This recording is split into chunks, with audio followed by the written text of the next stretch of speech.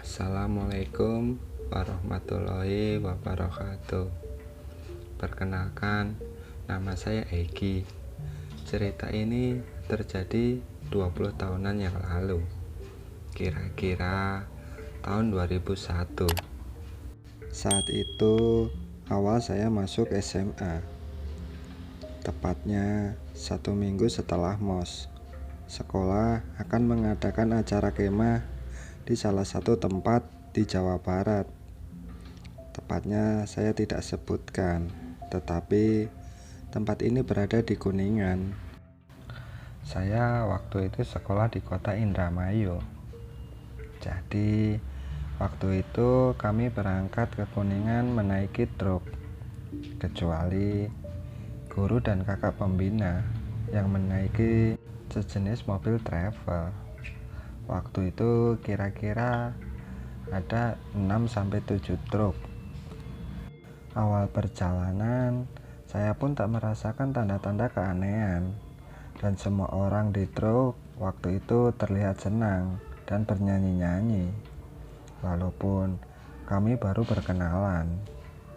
Hingga sekitar 1 jam perjalanan, tiba-tiba terdengar suara.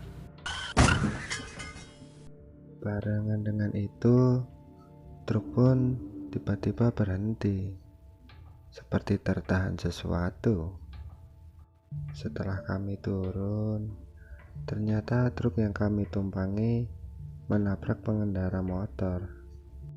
Alhamdulillah, si pengendara pun tak apa-apa, cuman sedikit lecet dan masih agak shock. Setelah kejadian tadi, kami pun harus menunggu truk lainnya untuk disewa dan tentunya mengantarkan kami ke lokasi kemah, karena truk yang saya sewa sebelumnya telah dibawa ke Polres untuk dijadikan barang bukti dan tidak bisa langsung mengantarkan kami. Sekitar 2 jam kami menunggu di pinggir jalan. Akhirnya truk itu pun datang. Tetapi kejadian ganjil terjadi lagi. Kami pun sempat tidur-tiduran di depan ruko dan warung yang masih tutup. Di saat saya tertidur, saya bermimpi berjalan di hutan yang gelap dan bertemu nenek-nenek tua yang aneh. Dia mengingatkan kami, jagalah perilaku kalian. Jika tidak, pulanglah sekarang. Semenjak mimpi itu, di perjalanan ke lokasi kemah, saya selalu kepikiran soal kata-kata nenek itu. Hingga saya dikagetkan lagi dengan laju truk yang melenggak-lenggok. Jadi kira-kira 500 meter sebelum kami sampai lokasi, ternyata truk yang kami tumpangi mengalami ban kempes. Alhasil kami harus berjalan kaki ke tempat itu. Singkat cerita, kami tiba di lokasi. Setelah mendirikan kemah dan beberes ini itu hingga saat malam menjelang. Saat waktu istirahat, saya dan ke-8 teman saya menuju tenda. Ini tiap tenda ada yang diisi 8, 9, hingga 10 orang. Saat kami berada di dalam tenda dan beranjak untuk tidur, entah kenapa mata ini susah untuk diajak tidur. Saya pun dikagetkan dengan suara tadi. Keras sekali suaranya. Suara apa? Tanyaku dalam hati, sambil melihat teman setenda saya yang seakan tak mendengarnya dan masih tidur pulas. Karena takut untuk keluar sendirian, saya pun mengabaikan suara tadi. dan memposisikan tidur sedikit nempel ke teman sambil berpikir positif, karena memang letak tenda saya waktu itu di deretan ujung, tepatnya dekat dengan pohon bambu. Ya walaupun enggak mungkin juga buat guru atau kakak pembimbing maupun warga sekitar untuk menebang bambu malam hari. Sebelum pagi datang dan tanpa menceritakan kejadian aneh tadi malam, kami pun bersiap untuk mandi sebelum acara atau kegiatan kemah itu berlangsung. Dan ketika di luar tenda, saya pun sesekali sempatin untuk melihat pohon-pohon bambu itu. Apa yang sebenarnya terjadi tadi malam? Tiba-tiba mata saya tertuju ke suatu sosok putih yang tiba-tiba melintas. Tetapi anehnya sosok itu melayang, tidak melompat seperti apa yang saya lihat di film-film. Tanpa pikir panjang, saya pun lari tanpa memperdulikan teman saya hingga tempat mandi di area itu. Karena banyak antrian di kamar mandi, kami pun meninggalkan area kemah menuju perkampungan warga dan berharap bisa menumpang untuk kami mandi. Di perjalanan, salah satu teman saya sempat bertanya, kenapa tadi saya berlari? Dan di perjalanan kami pun saling bertukar cerita. Ternyata dia juga sempat melihat sosok putih itu ketika awal tiba, tepatnya ketika kami mendirikan tenda. Singkat cerita, kami pun menemukan rumah warga yang mau menumpangi kami mandi. Bahkan saking baiknya, bapak dan ibu itu memberikan cemilan roti dan minuman teh hangat kepada kami di saat sela-sela kami bergantian mandi. Setelah kami semua selesai mandi dan mau meninggalkan tempat itu, bapak-bapak itu sempat memegang tangan saya sambil berbisik, "Adik, dari tadi ada yang ngikutin. Selalu berdoa ya, jangan lupa sholat."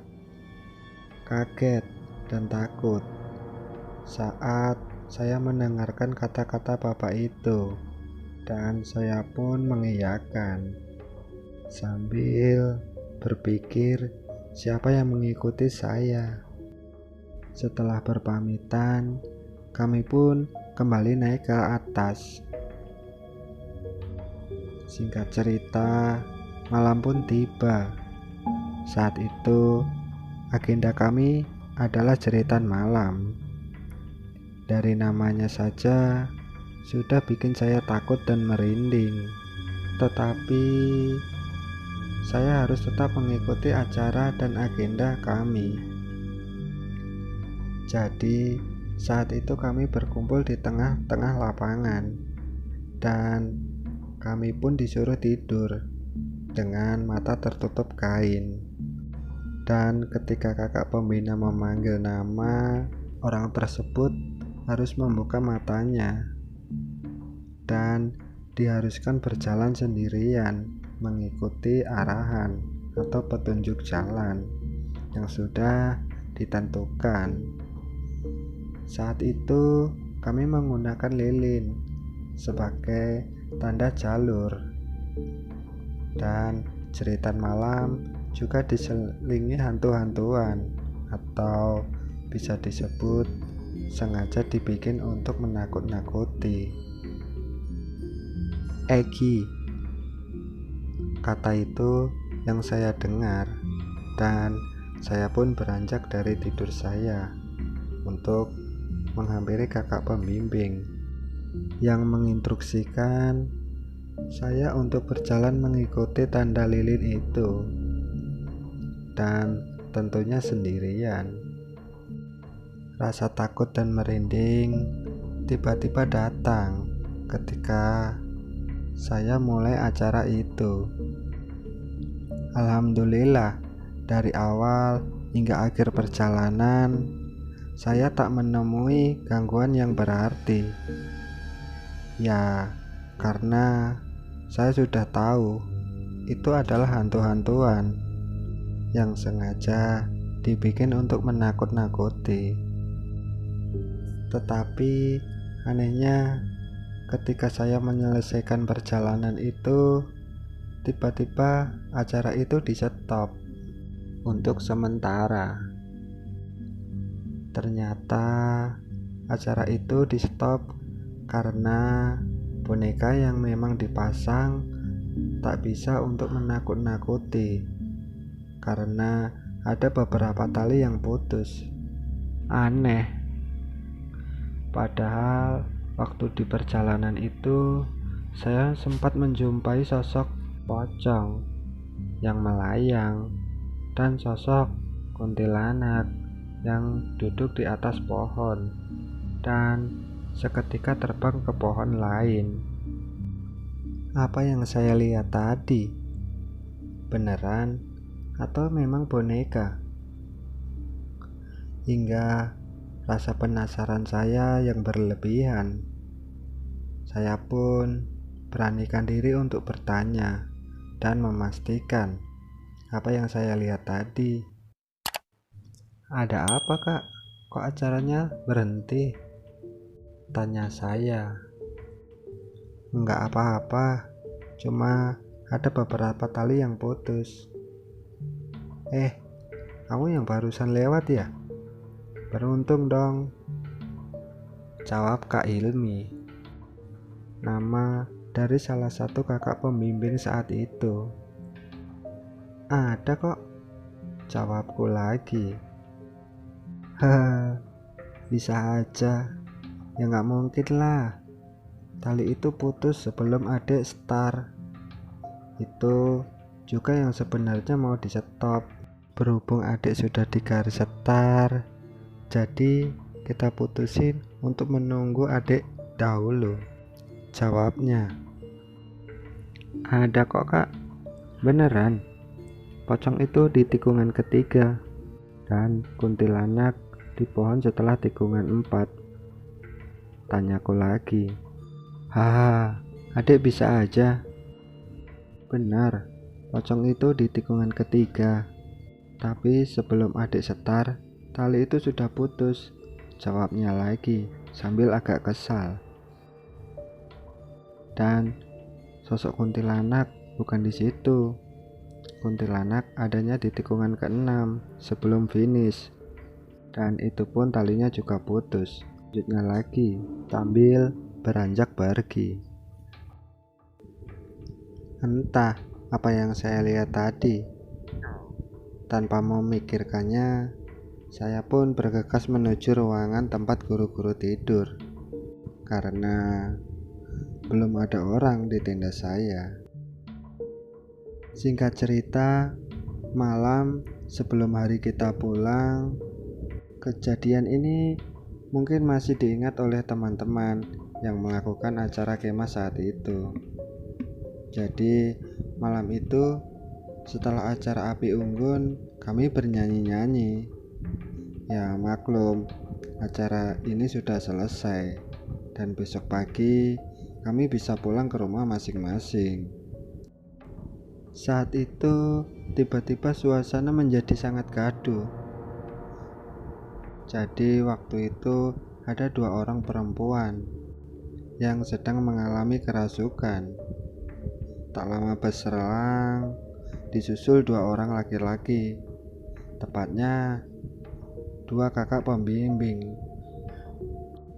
Alhasil, suasana saat itu tak bisa tergambarkan. Hingga beberapa saat ada 3 atau 4 warga datang dan menanganinya. Tepatnya saya tidak tahu apa yang dia lakukan, karena saya dan yang lainnya masih berkumpul di ruangan guru. Pokoknya beberapa saat setelah warga atau Pak Kiai itu datang, suasana tenang kembali. Dan beberapa saat dari itu mulailah banyak warga sekitar yang ada di lokasi kemah saat itu. Di saat itu pula, entah kebetulan atau tidak, saya bertemu dengan bapak yang baik hati itu lagi. Ingat kan bapak yang menumpangi kami mandi? Bapak itu pun mengajak kami untuk tidur di rumahnya. Singkat cerita, setelah agak lama meminta izin kepada guru dan pembimbing, akhirnya saya dan kedelapan teman saya beranjak turun untuk ke rumahnya. Sesampai di rumah bapak itu, kami pun diberi teh hangat lagi sambil kami mengobrol. Saya pun sempatkan bertanya siapa yang mengikutiku, seperti apa yang bapak itu bilang waktu pertama kali kita bertemu. Dan ternyata dari kejadian awal, waktu truk yang kami tumpangi menabrak pengendara motor, ternyata di tempat itu ada sosok penunggunya yang sengaja dipasang sama orang yang tak bertanggung jawab. Dan sosok itulah yang mengikuti saya, karena kata bapak itu dia menyukaiku. Singkat cerita, dengan bantuan doa dari bapak tadi, alhamdulillah sosok itu mau pergi. Dan ketika itu saya bertanya lagi tentang beberapa kejadian orang kerasukan.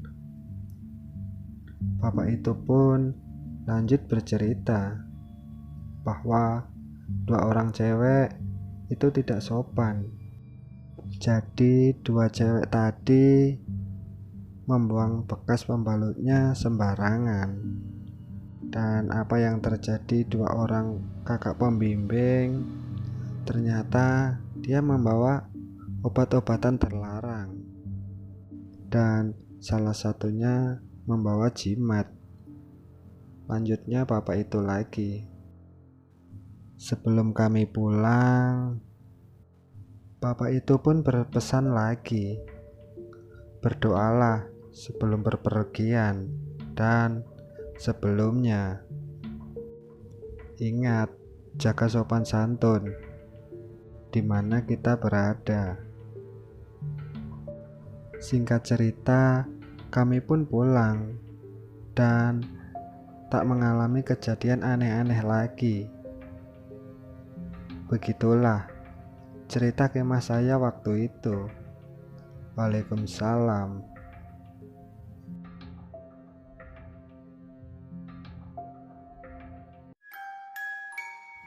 Jika kalian ingin berbagi cerita kepada kami, silahkan DM ke Instagram atau email kami yang ada di kolom deskripsi.